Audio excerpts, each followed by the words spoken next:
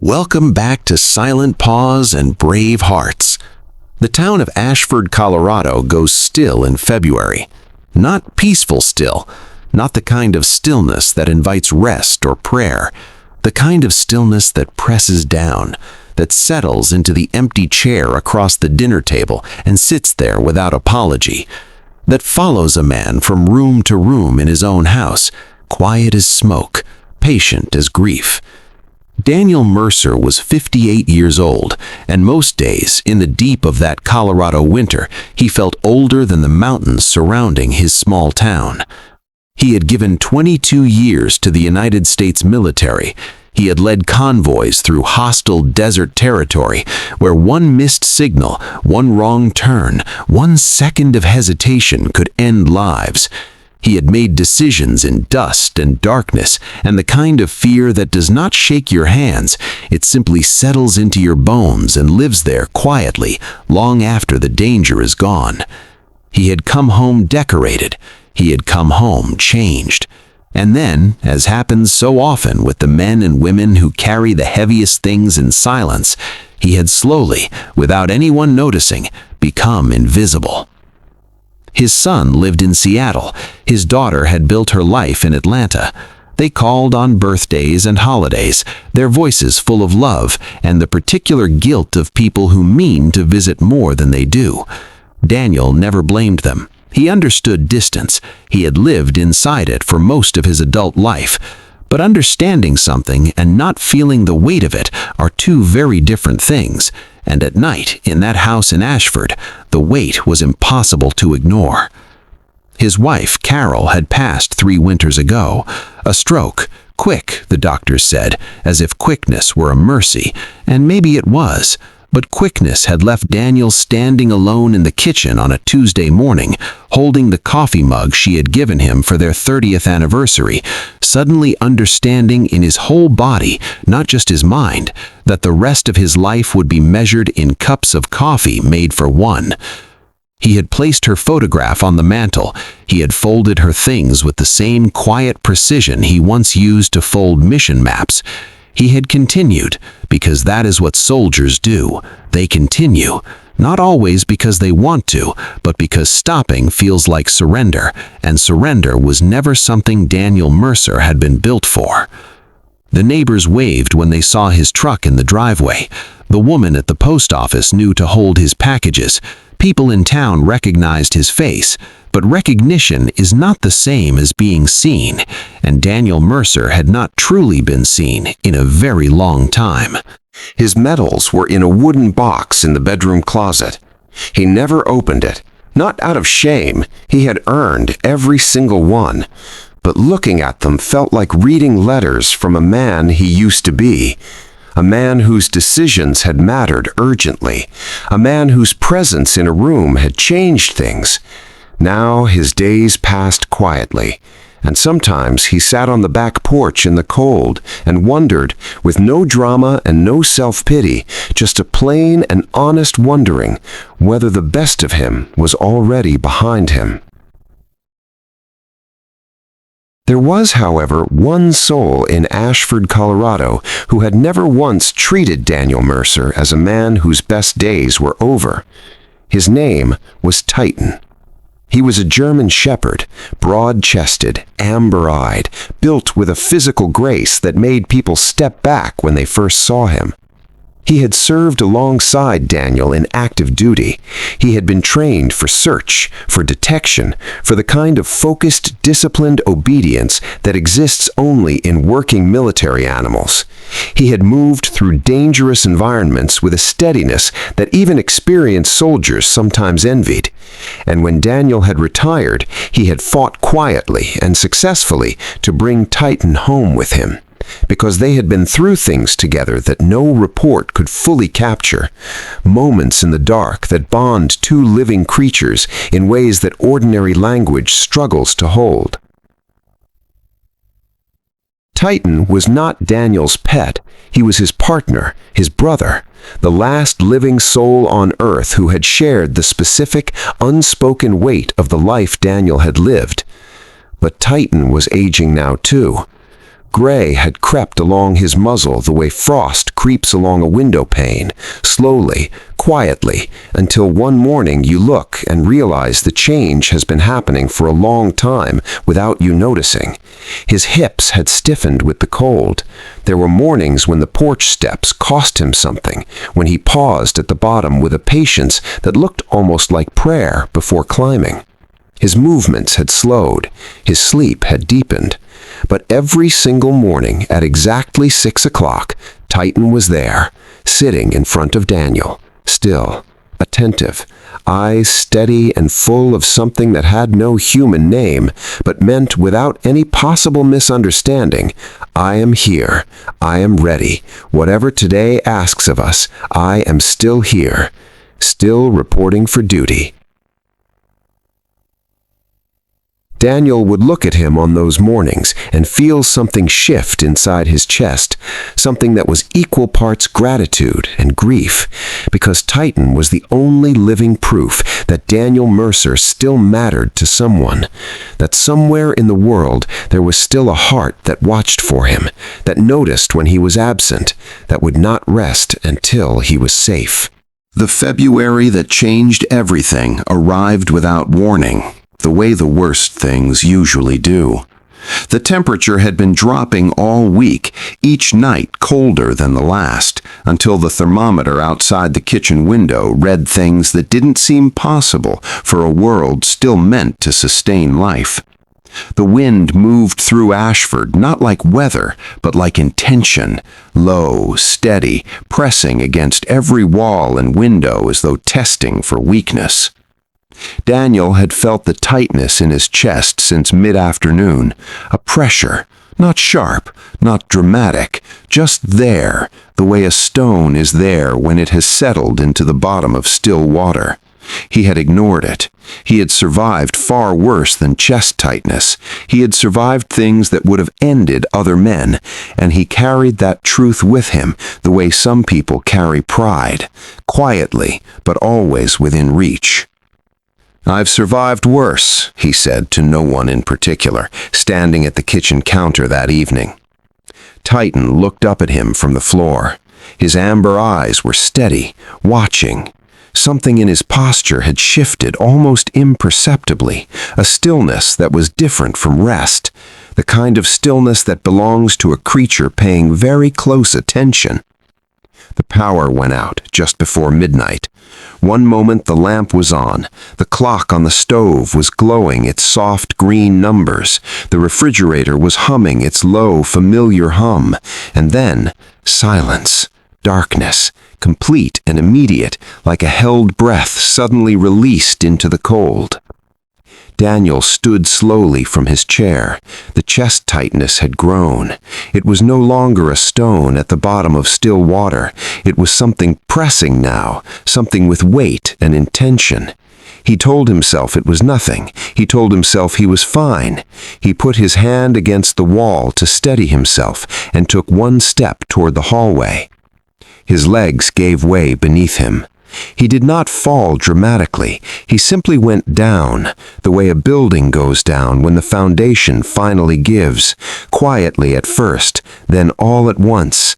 He hit the floor hard, his shoulder taking the impact, and he lay there in the perfect darkness of his own house, unable to call for help, unable to rise, the cold already beginning to work its way through the floorboards and into his body. The silence that followed was the most frightening thing he had ever heard. And then Titan was there.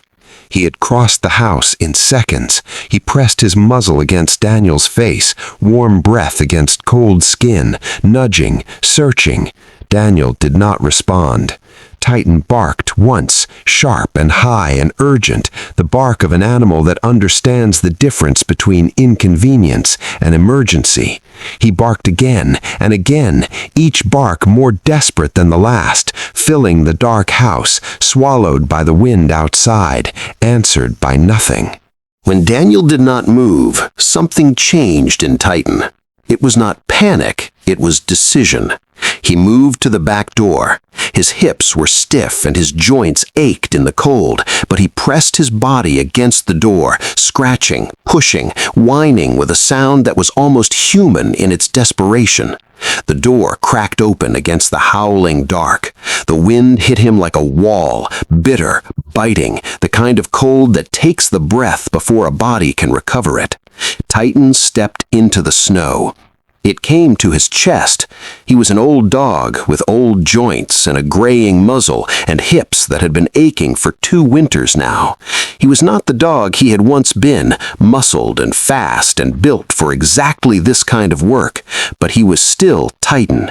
He was still the dog who had stood guard in the desert when every other creature was running from the sound of incoming fire.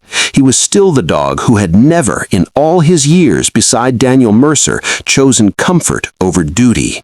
He ran, half limping, half sliding on the ice beneath the snow, lurching forward through drifts that swallowed his legs and forced him to push with his entire body just to move 6 inches at a time. The wind tore at him from every direction. The cold was the kind that burns before it numbs.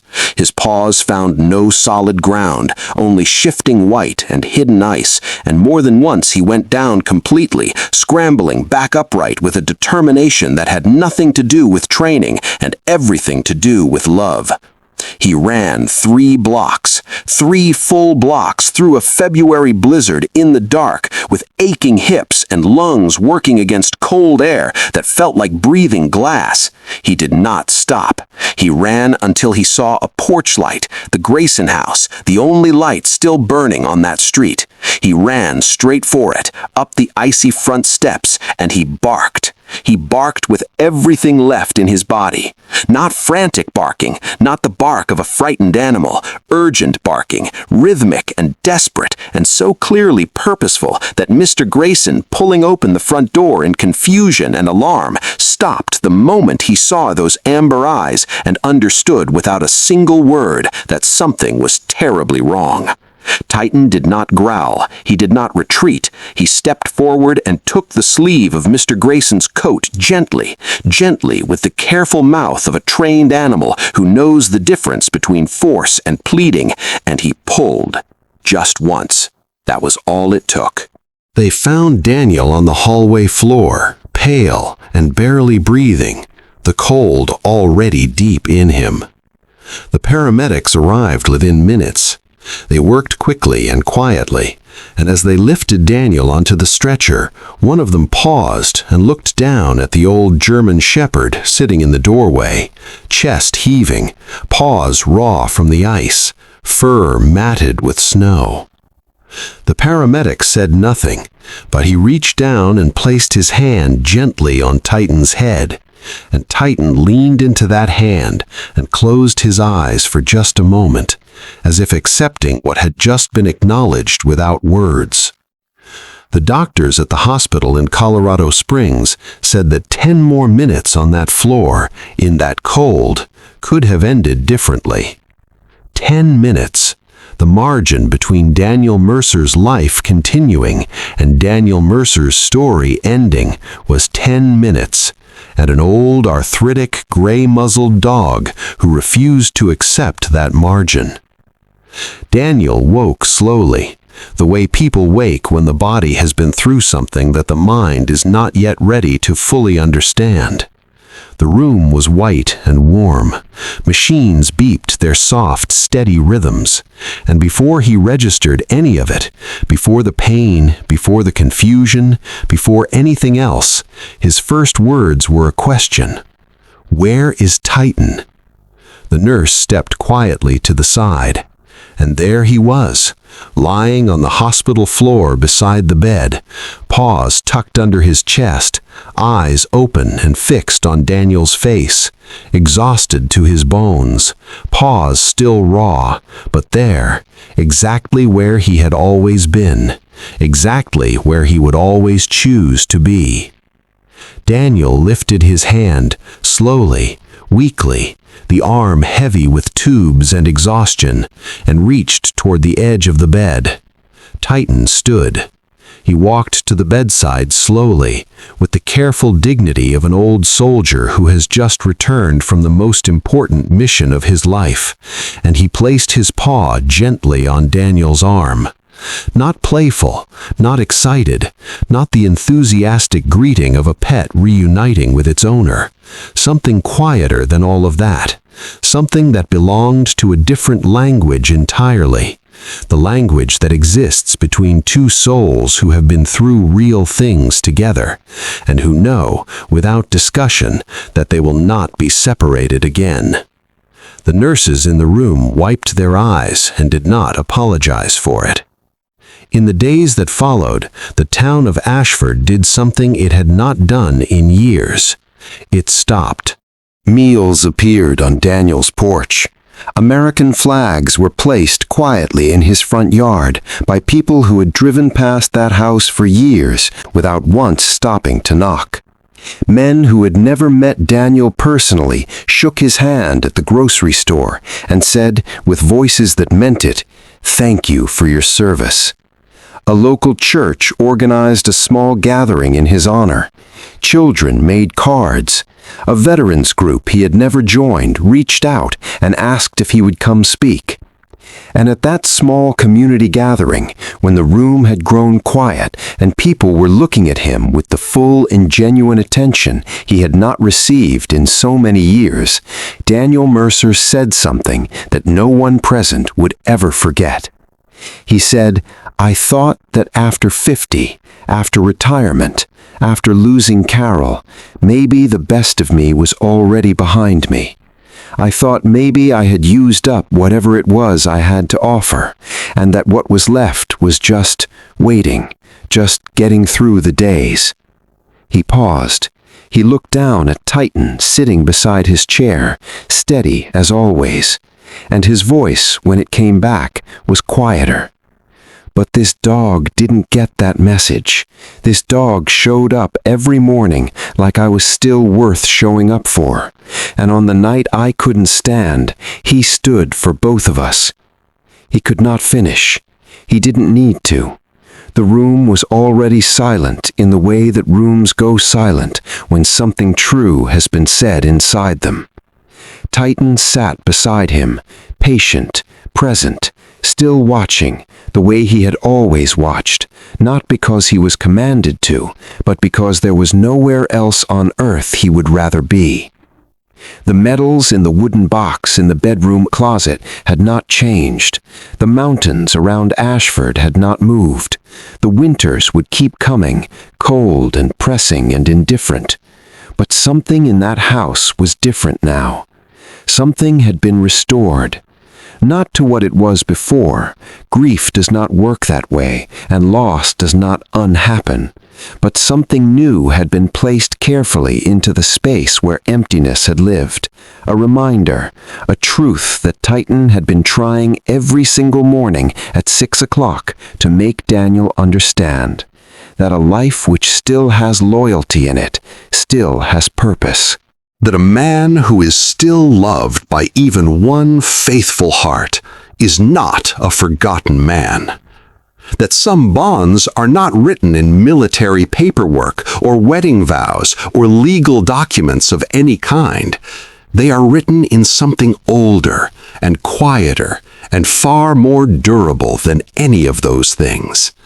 They are written in loyalty, in sacrifice, in the willingness to cross 3 blocks of blizzard snow on aching legs for the one soul in the world who needs you. They are written in love that does not age. And as Daniel Mercer sat on his back porch that spring, the snow finally gone, the mountains softened, the air carrying the first warmth of a season that had seemed for a while like it might never come, Titan lay across his feet in the afternoon sun. Gray-muzzled, slow-breathed, warm. Still there. Still reporting for duty. And Daniel reached down and placed his weathered hand on that faithful old head and said the only thing left to say. "Good boy, Titan. Good boy." If this story moved you, if it reminded you of someone you love, or someone you have lost, or the faithful heart that has never stopped watching over you, please take a moment right now to share it. Because stories like this one deserve to reach every person who needs to hear them. If you are new here, welcome home. Hit that subscribe button and join our family at Silent Paws and Brave Hearts, where every story reminds us that the most extraordinary love often comes in the quietest form. If you have been with us for a while, thank you. From the bottom of our hearts, thank you for being here. You are exactly why we tell these stories. Until next time, honor the loyal, remember the brave, and never, ever stop believing that you are still worth showing up for. This is Silent Paws and Brave Hearts. We will see you in the next story.